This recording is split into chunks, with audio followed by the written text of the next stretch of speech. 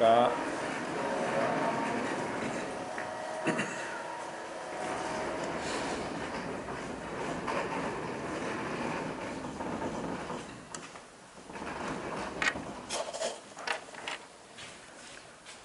지난 시간에는 대제사장의 그 예복에 대해서 살펴봤습니다. 그래서 이번에는 하나님의 전신갑주라는 제목으로 우리 그리스도인에게 어떠한 옷을 주셨는가 하는 것을 살펴보겠습니다. 본문 말씀은 에베소서 6장인데 먼저 그 디모데후서 2장에 보면은 3절부터 6절까지 말씀인데 세 가지 우리 그리스도인에게 주신 그 이름이 있습니다. 그 우선 디모데후서 2장 3절부터 6절까지 한 목소리로 읽겠습니다. 3절부터 6절까지 시작.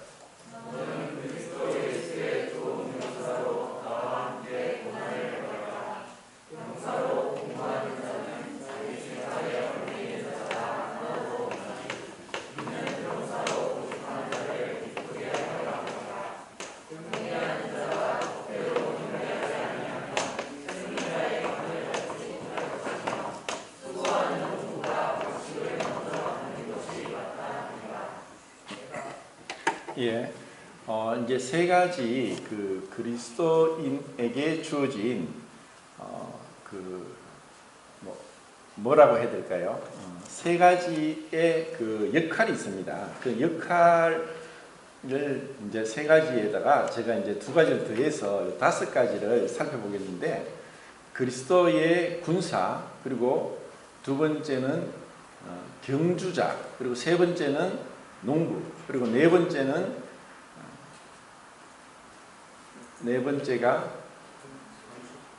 건축가, 그리고 5번째가 신부. 자, 우리 그리스도인은 모두가 다 이와 같은 이제 역할을 감당하도록 부름을 받았습니다. 그리고 이것은 두 가지 면에서 생각할 수 있는데, 우리 각자가 개인이 이와 같은 역할을 감당해야 된다는 것하고, 또 두 번째는 교회가 함께 연합해서 이 역할을 감당한다는 것입니다. 자, 그러면은 이 그리스도의 군사는 이 디모데후서 말씀에 보면은 군사로 부름을 받았다는 것은 첫 번째 명령에 복종하는 것입니다. 그리고 군사는 자기를 기쁘게 하는 것이 아니라 부르신 상관, 군대 장관인 그리스도를 기쁘게 하고 그리스도의 명령에 복종하는 것이 그리스도의 군사의 역할입니다. 그리고 두 번째, 경주자. 그 경주자는 법대로 하라는 것입니다. 아무리 우리가 올림픽이나 어떤 체육 경기에서 1등을 하든가 또 최고의 신기록을 낸다 할지라도 약물 테스트에서 약물이 검출되면은 그 메달은 박탈됩니다. 그래서 경주자는 법대로 페어플레이를 해야 된다 하는 것을 이제 우리에게 가르쳐주고 있습니다. 그리고 이제 세 번째, 농부는 수고한 만큼, 이것은 이 땅에서의 원칙이고 하늘에서의 원칙입니다. 심는 대로 거두리라. 육체를 위하여 심는 자는 육체로부터 썩어질 것을 거두고 성령을 위하여 심는 자는 영생을 거둔다라고 말씀했습니다. 그리고 이제 네 번째는 건축가입니다. 건축가는 그 반석이 어디에, 기초가 참 중요합니다. 지금도 우리 그 복현 오거리 쪽에 가면은 그 큰 빌딩이 한 20층 넘는 빌딩이 있는데, 그 10년 넘게 다 지어놓고 이 준공검사를 못 맡았습니다. 그냥 빈 채로 남아 있습니다. 외형은 어마하게 큰 건물인데, 왜냐하면 짓는 도중에 이게 위에서 좀 무너져 가지고 그것을 처리를 못하고 지금까지 10년 넘게 그러고 있습니다. 건축을 하더라도 완공이 목적입니다. 그 건물이 크든가 작든가 그래서 그것은 반석이 어디에 있는가, 기초가 어디에 놓여 있는가 하는 것. 그리고 이제 마지막으로 이제 그리스도의 신부로서 신부에게 요구되는 것은 정결, 순결, 깨끗함입니다. 자, 이 이제 5가지를 이제 생각해 보겠는데, 우선은 이제 그 뒤에서부터 올라가겠습니다. 이제 제가 하고자 하는 것은 하나님의 전신 갑주로서 이제 그리스도의 군상인데, 그 이제 4가지를 먼저 한번 생각해 보겠습니다. 자, 그리스도의 신부.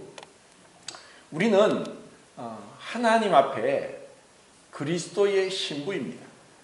그리스도께서 자기의 목숨을 버리셔서 아내를 구했습니다. 이것은 이 땅에서 뭐 남편과 아내는 사실 전도서 9장 9절을 보면은 네가 사는 평생의 날에, 네 헛된 평생의 날에 사랑한 아내와 함께 행복하게 살지어다, 그런 말씀을 주셨을 때 어떻게 보면 이 세상에서 가장 가까운 사이가 부부라고 할 수 있습니다. 그런데 사실 우리는 이 땅에서 육신을 입고 있으면서 사실 불완전하고 온전하지 못한 그런 관계 속에 있습니다. 이것은 하나의 그림자입니다. 에베소서 5장에서 내가 남편과 아내에 대해서 이야기를 하면서 바울이 뭐라고 하냐면은 이 비밀이 크도다, 내가 그리스도와 교회에 대해 말하노라. 그래서 우리는 이 땅에서의 어떤 남편과 아내는 하나의 그림자로서 우리의 참 신랑인 그리스도를 만나기 위해서 준비하고 기다리고 있는 것입니다. 신부에게 요구되는 것은 한 가지입니다.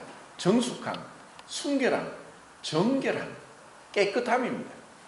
결국 우리는 이 세상에 살면서 그리스도의 신부로서 주님 앞에 설 때 정말 내가 믿음을 지켰습니다. 세상에 많은 유혹이 있고 문제가 있고 고난이 있었음에도 불구하고 주님이 나를 사랑하셔서 나를 위해 자기 목숨을 버리시기까지 한 그 사랑에 감동되고 그 사랑에 이끌려서 내가 믿음을 지키고 주님 앞에 섰습니다 하는 이 고백을 우리가 하게 되기를 소망해야 됩니다. 이것보다 더 큰 소망은 없습니다. 그리고 그때에 우리는 지금 우리가 그리스도를 알고 믿고 의지하고 사랑하는 것에 비교가 안 될 정도로, 어떠한 인고 부부가 누리는 그 달콤한 사랑보다 비교가 안 될 정도로 우리의 모든 것을 충만하게 하고 완전한 만족과 행복과 평안함, 이 말할 수 없는, 더 무엇이 필요 없는 그 완전한 그리스도와의 연합 가운데로 들어가는 것입니다. 이미 우리는 그리스도와의 연합된 가운데 있습니다. 그 연합된 결과가 칭의와 성화입니다. 그것은 신비적인 것이고 비밀스러운 것입니다. 그런데 이것이 주님께서 우리를 사랑하셔서 우리 안에 이 의롭다 하시고 점점점 거룩한 가운데로 이끌어 가시는 그 과정이 지금 신부 수업을 하고 있는 그 영화롭고 이 세상의 그 어떠한 화려한 그 결혼식과 대관식과 비교되지 않을 그 가장 아름다운 그리스도와의 혼인잔치, 그것을 우리는 기대하고 있습니다. 이것을 우리는 이런 신분입니다. 우리는 신부라는 신분을 가지고 우리를 위해서 자기 모든 것을 버리는 가장 위대하고 아름답고 또 가장 사랑스러운 그 신랑을 기다리고 있다는 것입니다. 그리고 이것은 개인적으로도 그렇지만 성경에서는 항상 교회가 신부라고 합니다. 이것은 뭐냐? 우리의 구원받음은 분명히 개인적으로 각각 하나님께서 각각의 처지와 환경과 죄악 가운데서 건져내셔서 우리의 구원 간증은 다 다르지만 구원한 목적은 우리를 한 몸의 지체가 되게 했습니다. 유대인이나 헬라인이나 종이나 자유자나 다 한 성령으로 세례를 받아 한 몸이 되었고 한 성령을 마시게 하셨느니라 하고 고린도전서 12장 13절에 나와 있습니다. 우리가 구원받은 것은 그 한 몸의 지체, 교회의 한 지체가 되게 한 것입니다. 우리의 몸이 내 몸에, 내가 내 몸을 가장 사랑하듯이 이제는 우리가 한 몸된 지체의식, 연대의식과 그 동질성, 그 연합을 통해서 주님을 함께 기다리는 것입니다. 이것이 신부된 교회의 모습이고, 그리고 이것은 그날에 우리는 이 세상에 있는 아카데미상 시상식과 비교가 안 되는, 그 수를 헤아릴 수 없는 그 수가 만만이요 천천인 천사들이 둘러보는 가운데 우리 각자에게 또 우리 교회를 통해서 주님이 상을 주시고 칭찬하실 것입니다. 자, 두 번째는 건축가입니다. 이 건축은 그 기초가 튼튼하지 않으면 언젠가 무너집니다. 자, 마태복음 5장이죠. 예수님께서 6장입니까? 그 집을 반석 위에 지은 사람하고 모래 위에 지은 사람을 비교합니다. 반석 위에 지은 집은 비가 내리고 바람이 불고 눈이 오고 창수가 불어도 그 집은 든든히 서 있지만, 모래 위에 지은 집은 비가 내리고 바람이 불고 할 때 반석이 불완전하고 기반이 튼튼하지 못하기 때문에 무너지는 것입니다. 결국 우리의 집의 기초는 어디입니까? 그리스도입니다. 그리스도가 반석입니다. 그것은 우리의 구원이 분명하다면 우리는 이 집을 짓고 있고, 그리고 주님 앞에서 이 온전한 그 준공식을 할 때 주님의 칭찬이 있을 것입니다. 그리고 이 집을 얘기할 때 특별히 이 집은 사실 혼자서 짓는 것이 아니라 여러 사람이 함께 하는 것입니다. 각자에게 주어진 은사대로 우리는 교회를 건강하게 또 아름답게 그렇게 교회를 건축하고 있습니다. 그것은 사람들이 너무나 어리석게 예배당이 교회라고 생각합니다. 예배당은 정말 부족함이 있고 흐름하고 누추하다 할지라도 진정한 교회는 성도들의 연합입니다. 성도들이 그 수가 중요한 것이 아니라 우리가 정말 긴밀하게 한 지체의식을 가지고 한 몸된 의식을 가지고 우리는 하나다, 주님이 우리를 하나 되게 하셨다 하는 그러한 관심과 사랑과 그리고 기도와 그리고 섬김, 이러한 것을 통해서 이 집은 든든하게 세워지는 것입니다. 그리고 그 과정 가운데 있습니다. 우리 각자에게 지금 부서별로 나눈 그 파트별로 자기가 맡은 일을 충성스럽게 해 나가는 것입니다. 주님은 우리에게 원하시는 것이 그것입니다. 충성되게, 잘하였도다 착하고 충성된 종아.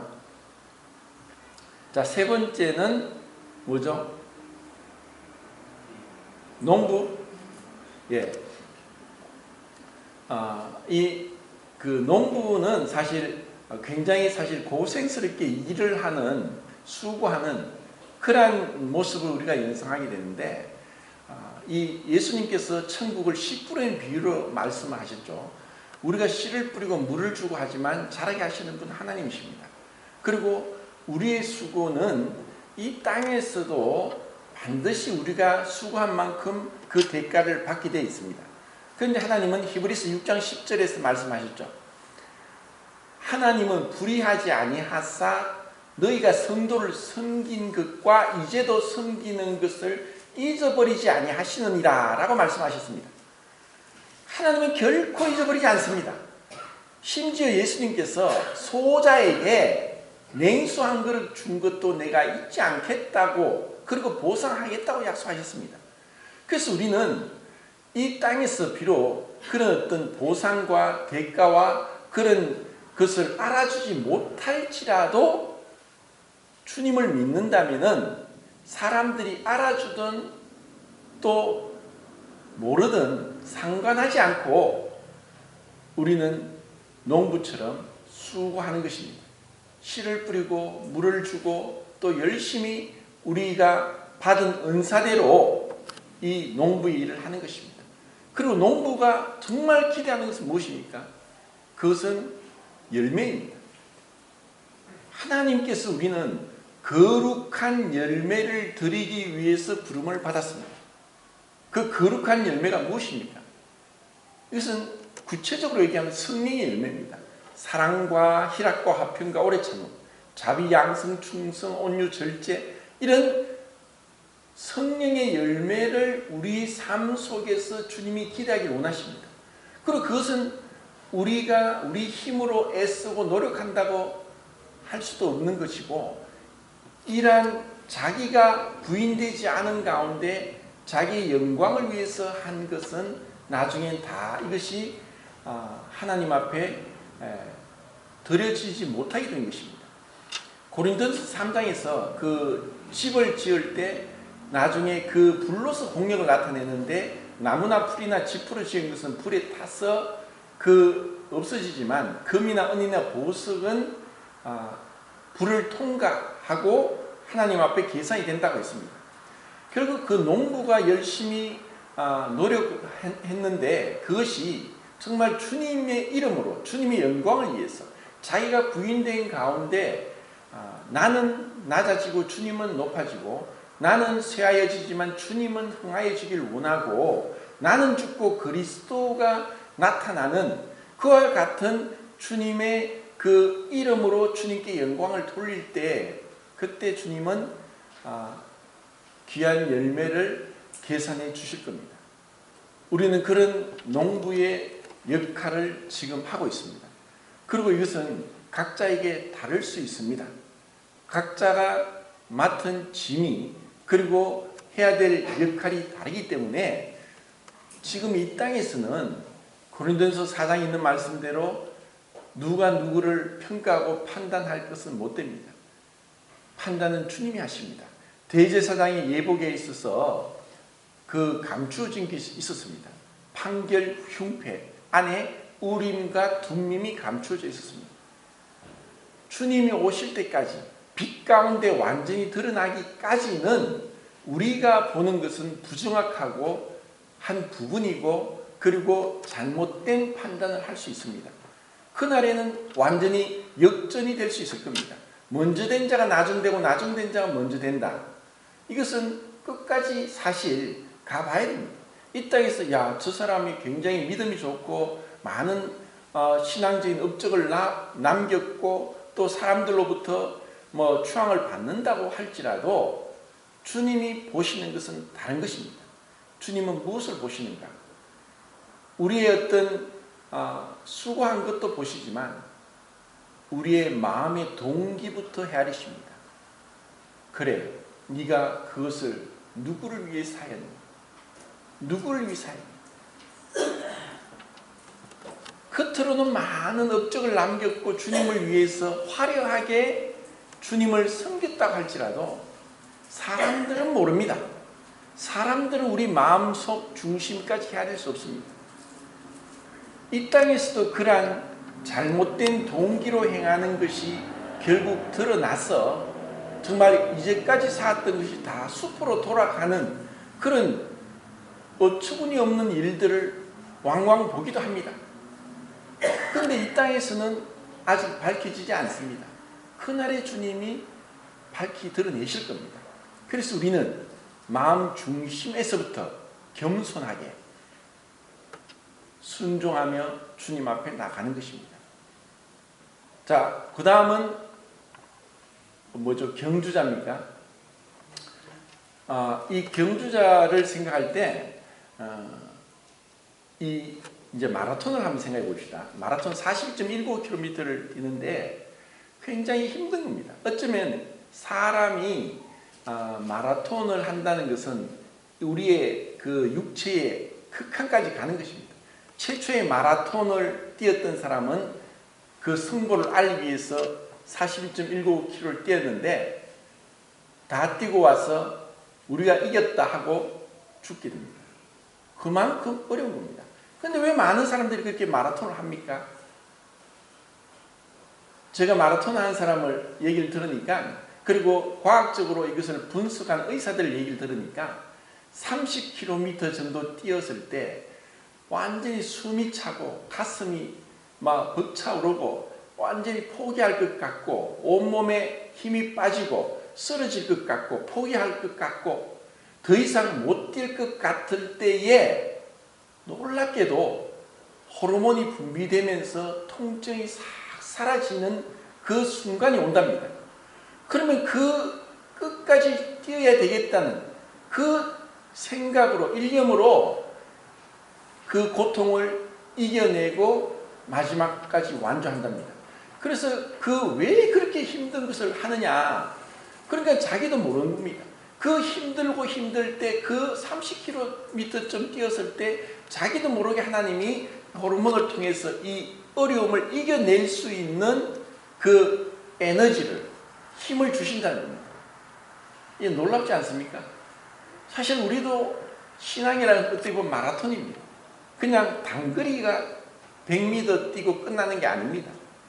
죽을 때까지 뛰는 겁니다. 주님 오실 때까지 뛰는 거예요. 이 목숨이 다할 때까지 우리는 그리스도의 삶을 멈춰서는 안 됩니다. 그리스도인에게는 퇴직이 없습니다. 명퇴가 없습니다. 주님 오실 때까지 우리는 어떻게 하든 나이에 상관없이 우리에게 주어진 만큼, 우리에게 주어진 은혜만큼, 내가 받은 용서만큼, 내가 받은 사랑만큼 주님 앞에 돌려드리고 그것을 인해 충성하는 것입니다. 그래서 이 마라톤을 생각할 때 이 경주자는 끝까지 하되 정말 원칙대로 법대로 해야 되는 것입니다. 법을 어기고 세상에서는 과정보다 결과를 중요시합니다. 과정보다 결과가 중요합니다. 그런데 하나님은 결과보다 과정을 더 중요시 여길 만큼 우리의 과정도 다 눈여겨보고 계십니다. 주님은 못 보시는 게 없습니다. 다 헤아리고 있습니다. 주님 어디 계십니까? 왜 기도에도 응답이 없습니까? 왜 나에게는 이런 어려움이 계속 겹치고 있습니까? 캄캄한 터널이 언제 끝이 납니까? 너무 지칩니다. 언제 이것이 끝납니까? 우리가 때로는 불평도 있고 낙담도 되고 완전 의기소침해서 힘들 때도 있지만 주님은 다 보고 계십니다. 그래서 그런 가운데서도 우리에게 주신 모델이 있습니다. 욥입니다. 이 세상에 아무리 힘들고 어렵다 하더라도 욥보다도 더 어려운 고난을 받은 사람은 없을 것입니다. 그런데 욥을 향해서 욥의 인내를 봐라. 결국 고난 가운데 영광이 있습니다. 죽음 이후에 부활이 있습니다. 우리는 이 고난을 통과해야만 더 가치 있는 영광을 얻게 되는 것입니다. 그래서 자신의 환경에 대해서 불평하지 말고 남과 비교하지 말고 주님이 이 어려울 때 나보다 더 어려운 사람들도 있었고 더 힘들게 걸어간 사람도 있었다. 그래서 우리는 믿음으로 주님을 바라보면서 법대로 성경에 기록된 대로 말씀에 벗어나지 않게 말씀대로 우리는 이 마지막까지 경주를 달려가는 것입니다. 우리 모든 무거운 짐과 얽매이기 쉬운 죄를 벗어버리고 믿음의 주여 온전케 하신 이 예수를 바라보자. 오늘 제가 아침에 와서 보니까 이제 김규식 형제님이 이제 찬양한다고 이렇게 기타 치고 이렇게 준비하는데 예풍이가 옆에서 가만히 지키고 있어요. 조금 이렇게 소리가 시끄러울 것 같은데 꼼짝도 안 하고 지키고 있는 거예요. 그러다가 이제 형제님이 이제 아빠 한실 갔다 올게 하고 갔는데 제가 옆에 있으면서 예풍아 해도 돌아보지도 않아요. 계속 문만 쳐다보고 있어요. 예풍아 돌아보지도 않고 아빠가 언제 오나 하고 문만 쳐다보고 있는 거예요.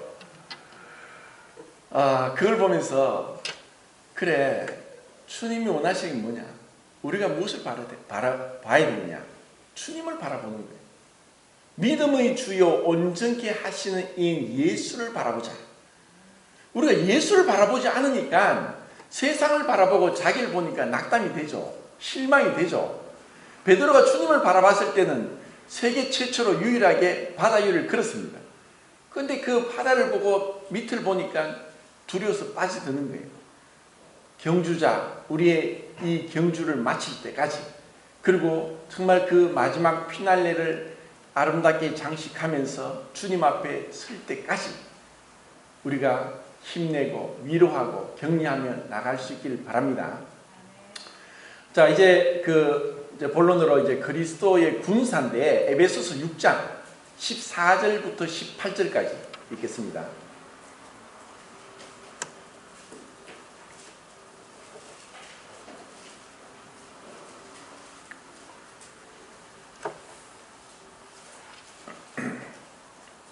자, 14절부터 18절까지. 원래 이제 10절부터 18절까지 읽게 되는데 조금 이제 시간을 줄이기 위해서 14절부터 시작.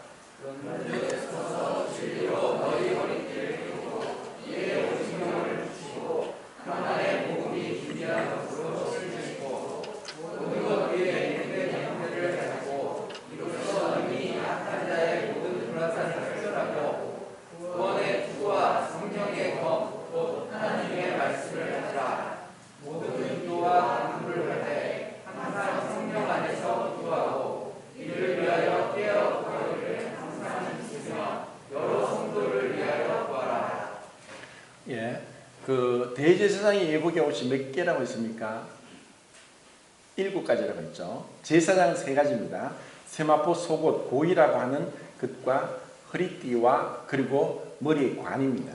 거기다가 대제사장은 에봇 겉옷 받침, 파란색 겉옷 받침을 입고 그리고 판결 흉패를 입고 어깨 견대에 호마노에 또 12 아들의 이름을 지파 이름을 적고 12보석을 가슴에 붙이고 그리고 머리의 관에다가 여호와께 성결라고 해서 그 금에다가 금패에다가 새겨서 그렇게 머리에 이제 관에 두릅니다. 이렇게 이제 그리고 판결 흉패가 있죠. 그렇게 7가지 옷을 입었는데 여기에 그리스도인의 전신갑주, 그리스도의 군사로서 전신갑주도 7가지입니다. 자, 순서대로 하면은 이제 허리띠, 진리의 허리띠입니다. 자, 진리의 허리띠라는 것은 사실 유대인들에게 있어서는 통으로 짠 긴 옷을 입었기 때문에 허리띠를 하지 않으면은 굉장히 거추장스러워서 행동하기 어렵습니다. 그래서 다 허리띠를 하는데 이 허리띠는 이제 힘이 허리에서 납니다. 그래서 허리가 아프면 사실 아무것도 못해요. 그래서 우리가 그냥 서서 움직이고 허리가 아프지 않는 것에 대해서 정말 감사해야 됩니다. 근데 우리의 힘은 어디서 나느냐? 진리입니다. 요한복음 8장에서 진리를 알지니 진리가 너희를 자유케 하리라. 우리는 진정한 이 자유를 그리스도 안에서 갈라디아서 5장 1절에 그리스도께서 너희를 자유케 하려고 너희를 부르셨으니 다시는 종의 멍에를 매지 말라. 우리를 자유케 하셨습니다. 진리로. 그 자유함이 우리에게 참된 힘이 있습니다. 그 능력입니다. 그것은 세상의 온갖 인간의 인본주의적이고 세속주의적이고 물질주의적이고 그리고 죄악된 것으로부터의 자유입니다. 그 어떤 것도 우리를 구속할 수 없고 우리를 종노릇하도록 얽어내지 못합니다. 진리 안에서 우리는 자유합니다. 그 진리를 알 때 우리는 힘이 있다는 것입니다. 그래서 진리의 허리띠라고 이야기했습니다. 자, 두 번째는 의의 흉배입니다. 자, 의의 흉배는 가슴에 붙이는, 대제사장은 12지파를 상징한 12가지 보석을 가슴에 붙였는데 그리스도인의 전신갑주에는 의의 흉배라고 합니다. 의는 뭐냐? 올바름이고 그리고 이 죄인된 자를 의롭다 하시는, 칭의로 우리를 의롭다 하신 하나님의 선언이고 법정적인 재판장의 선언입니다. 그래서 이런 의로움은 우리가 실상은 우리 위에는 죄가 없지만 우리 안에는 죄가 있다고 하는 맥킨토시 행정의 말씀처럼 신분적으로 의인이지만 우리의 상태는 사실 죄인입니다. 우리는 늘 죄 가운데 넘어지고 또 죄를 범하고 하는 것입니다.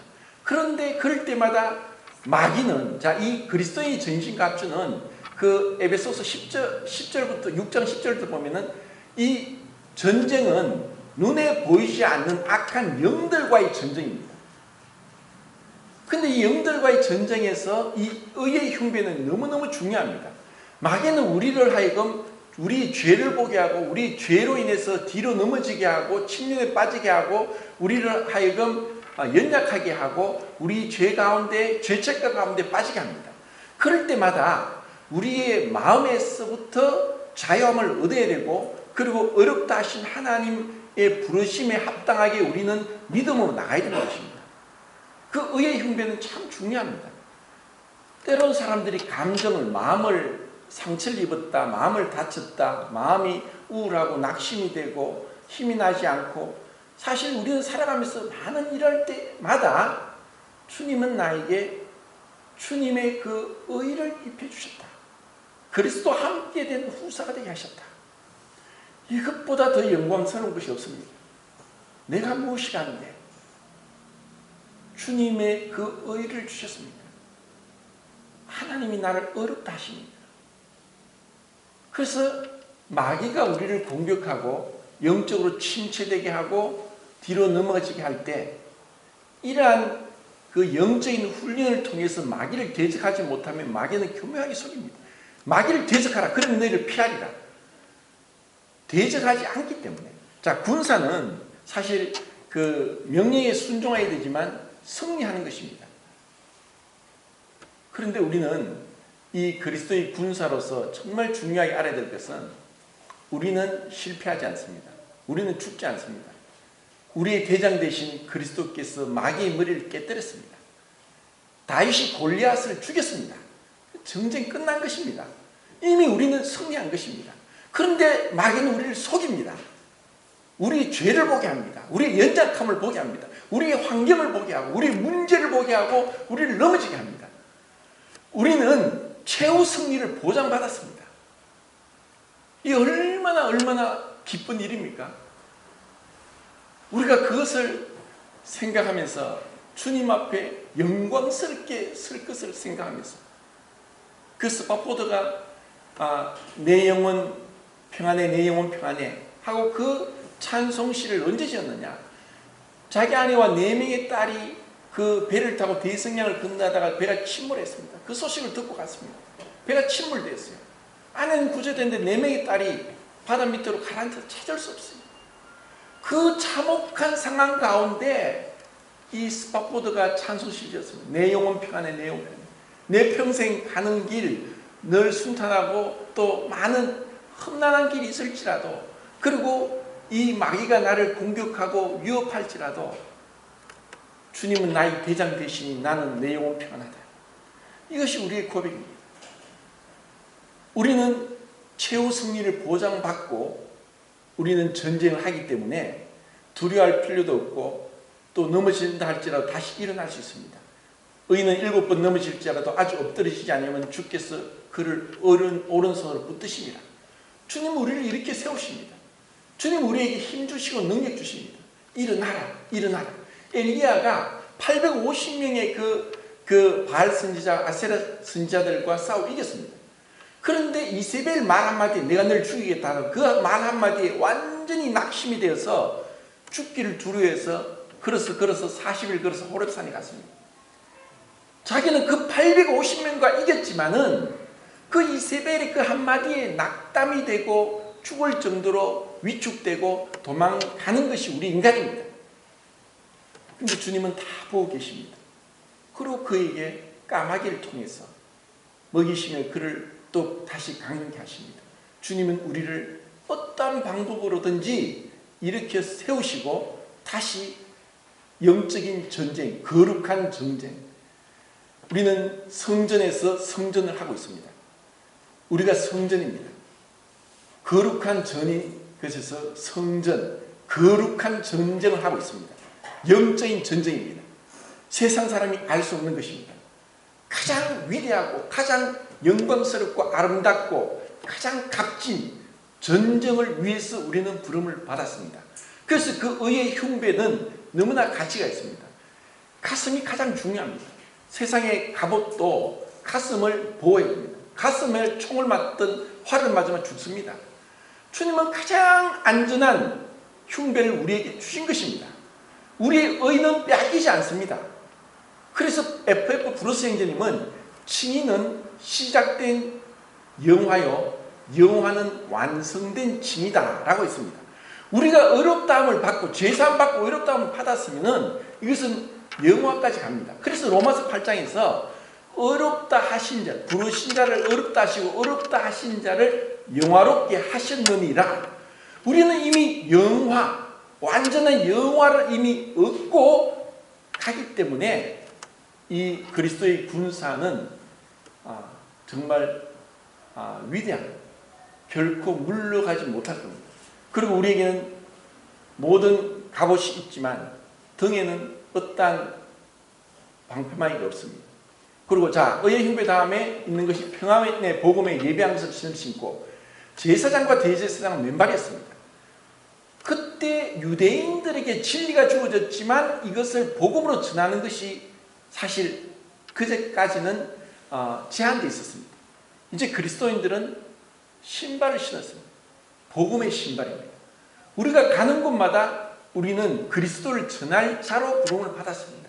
어디를 가든가 그들이 믿든가 믿지 않든가 때를 얻든가 얻지 못하든가 그들이 그것을 반기든가 반기지 않든가 우리는 나는 복음의 전도자다. 어디든 가든가 우리는 그들이 지금 우리도 사실 많은 여러 가지 방법으로 저는 이제 유튜브에서 여러 가지 간증들 불교에 심취한 사람들은 태산 스님이나 또 해경 스님이나 이런 스님들이 어떻게 예수님을 만나게 되는가를 솔직하게 간증을 합니다. 그럼 제가 그걸 듣고 이렇게 자꾸 보냅니다. 그러면 그들이 이것이 내가 직접 하지 않더라도 진짜 유명했던 그러한 스님들이 자기 그 모든 인생을 바로 적나라하게 까발리면서 내가 이렇게 예수님을 믿게 됐다고 하는 것이 얼마나 설득력이 있습니까? 이런 것을 우리가 활용할 수 있는 거예요. 소책자도 활용할 수 있고 이런 다양한 방법으로 선물로서. 그래서 우리는 이 평안의 복음이 예배한 것으로 신을 신을 때 신을 신에 어디든지 갈 수 있고 우리가 힘이 없고 낙담이 될 때 내가 내 스스로 위축되고 내 안에서 이렇게 함몰될 것이 아니라 나는 복음의 전도자인데 복음을 전해보면은 힘이 납니다. 내가 지금 그런 마음이 아니다. 우리는 이 마음, 감정 이것을 너무 휘둘려서는 안 됩니다. 진리로 우리의 마음을 의로서 우리를 이렇게 세우면서 이 복음의 전도자로서의 일을 감당해야 된다는 것입니다. 그리고 그 다음에 있는 것은 믿음의 방패입니다. 옛날에 전쟁 때 방패는 머리부터 발까지 다 가리는 방패입니다. 활이 날아올 때 그것을 막을 수 있고 거기에다 몸을 숨길 수 있습니다. 우리의 방패는 믿음입니다. 그 믿음은 뭐냐? 믿음은 세 가지입니다. 첫 번째, 믿음의 근거는 회개입니다. 내가 무엇을 믿는다고 하면서 내가 믿고 있는 걸 놓지 않는다는 그것은 지식적인 믿음이죠. 그 믿음의 본질은 뭐냐? 자기 부인입니다. 내가 나를 믿는 것이 아니라 주님을 믿는 것입니다. 그리고 믿음의 결과는 순종입니다. 그래서 믿음의 방패는 우리 그리스도인들을 이 세상에서 이기게 합니다. 그래서 히브리서 11장에서는 믿음이 없이는 하나님을 기쁘시게 하지 못하니 우리는 믿음이 없이 하나님을 기쁘시게 할 수 없습니다. 믿음으로, 그리고 그 많은 믿음의 선진들이 약속을 받지 못했을지라도 멀리서 받을 것을, 믿음은 바라는 것들이 실상이요 보지 못하는 것이 증거다.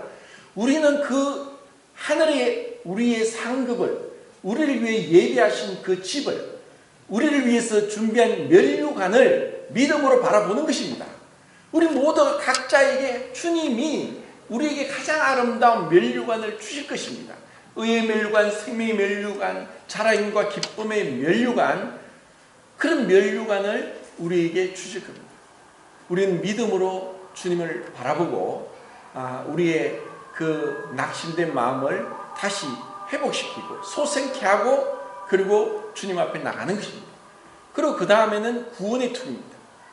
구원의 투구. 제사장들이 관을 썼듯이 이제 우리는 구원의 투구를 쓰는데, 사실 우리 구원의 투구라고 할 때 머리에, 생각에, 내 생각에 있어서 마귀가 제일 많이 공격합니다. 우리 생각을 공격하는 거예요. 가룟 유다에게 예수님을 팔리는 생각을 집어넣었습니다. 그런데 그 생각에 머무르고 생각을 받아들이면 마귀가 그 안에 쏙 들어갑니다. 우리는 죽을 때까지 베드로가 말한 것처럼 마귀가 택한 자마저도 삼키려고 우는 사자같이 덤벼들고 있다고 했습니다.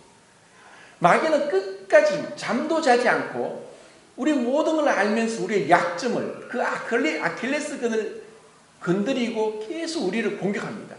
그때 우리는 구원의 투구, 이 구원은 뭡니까?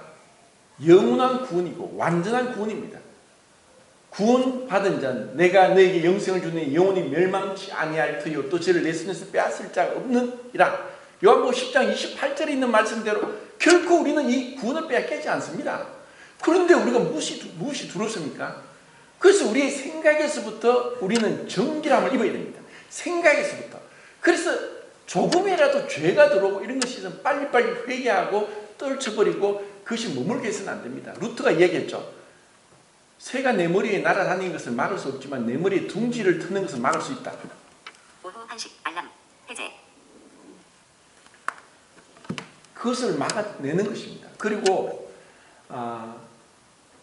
이 구원의 투구 다음에 성령의 검 하나님 말씀을 가지라. 자, 공격용 무기는 말씀입니다. 예수님도 시험 받으실 때 세 번 다 신명기 말씀으로 마귀를 물리쳤습니다. 기록되었을 때. 이 말씀이 능력이 있기 위해서는 그 말씀의 능력이 우리의 믿음으로 그리고 주님의 그 은혜로 조명으로 성령의 조명으로 빛 비춤으로 그 말씀이 능력이 있게 나타나는 것입니다. 우리가 그 말씀을 의지하고 그리고 그 말씀을 가까이 자 우리 하루는 24시간인데 자 평균적으로 8시간 잔다 하고 8시간 일한다고 하면 8시간 남습니다. 하루에 3끼를 먹으면 한 끼 먹는데 1시간 하고 쉬는 시간에서 6시간을 밥 먹고 쉬는데 다 잡는다 하더라도 하루에 2시간은 여유 시간이 있다고 볼 수 있습니다. 자, 2시간이 뭐냐? 왜 우리가 믿음 안에 승리하고 그리고 계속 담대히 나가지 못하느냐? 내가 무엇을 보느냐, 듣느냐에 따라서 우리의 삶의 상태가 결정됩니다. 내가 세상 것을 2시간 동안 세상의 뉴스, 드라마 보지 마세요. 우리가 드라마입니다. 우리보다 그리스도인보다 더 드라마틱한 드라마는 없습니다. 각본 없는 드라마를 우리는 짜고 있습니다. 주님은 우리의 삶을 그렇게 눈여겨보시기 때문에 세상 사람들이 세상에서 온갖 쾌락과 이 땅에 있는 것을 쫓아갈 때 그것을 무시하고 외면하고 말씀에 더 창림해야 됩니다. 모릅니까? 제가 여기 칠구에 가는 서점에 한 번씩 언제든지 가면은 거기 있는 그 권사님은 이제 60대인데 항상 성경을 펴놓고 성경을 읽든가 성경을 성경으로 필기를 하고 있습니다. 그럼 마치 60대인데 소녀 같아요. 다른 거 없어요. 그냥 말씀에 그냥 가까이서 늘 찬송 틀어놓고 성경 읽고 그것이 지루하고 답답하고 고리타분한 것 같지만 결코 그런 것이 아닙니다. 내가 얼마나 말씀에 가까이 하느냐에 따라서 우리는 능력 있고 그리고 하나님의 그 은혜 가운데 강하게 전진해 나갈 수 있다는 것입니다. 그리고 정말 중요한 것은 기도입니다. 그 중보 기도. 자, 시간이 좀 되었지만 로마서 8장을 보겠습니다. 8장.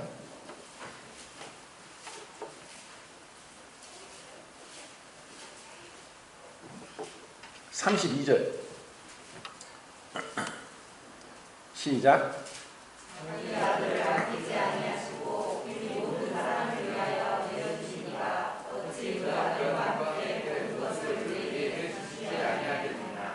삼십 34절입니다. 시작.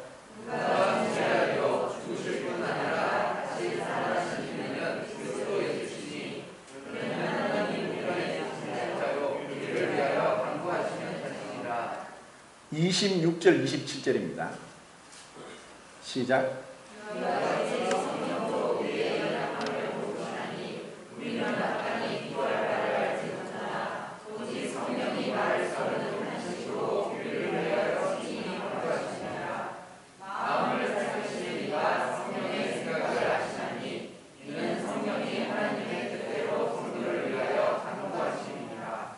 자, 삼위일체 하나님의 우리를 위한 중보, 우리를 위한 기도, 우리를 위해서 어떻게 하시고 지금도 우리를 위해 간구하시고 그리고 성령이 우리 안에 말할 수 없는 탄식으로 우리를 거룩한 삶, 열매 맺는 삶, 승리하는 삶, 그리고 끝까지 완주하는 이런 군사로서 그리고 경주자로서 농부로서 그리고 그 건축가로서 신부로서 우리를 단장시키고 그리스도를 닮게 하고 그리고 자라가게 하는 이 얼마나 든든한 우리의 지원자가 있습니다. 이것보다 더 우리를 확신 있게 가슴 벅차게 그리고 우리를 용기 있게 이 그리스도의 군사로서 나가게 하는 것은 없습니다. 주님은 지금도 우리를 섬기고 계십니다. 우리가 이런 성부 하나님, 성자 하나님, 성령 하나님의 그 완전한 그 우리를 위한 구원 사역을 지금도 우리를 생각하시고 행하시는 것을 생각할 때 정말 감사드립니다. 우리 성도님들, 이제 주님 오실 때가 심히 가까이 오고 있는 때에 세상은 요란하고 온갖 난리 소문이 날지라도 우리는 주님 안의 평안함과 또 안식과 기쁨 가운데 담대하게 믿음으로 이 믿음의 이 경주를 그리스도의 군사로서 그 승리하는 그날까지 나아갈 수 있기를 바랍니다. 감사합니다.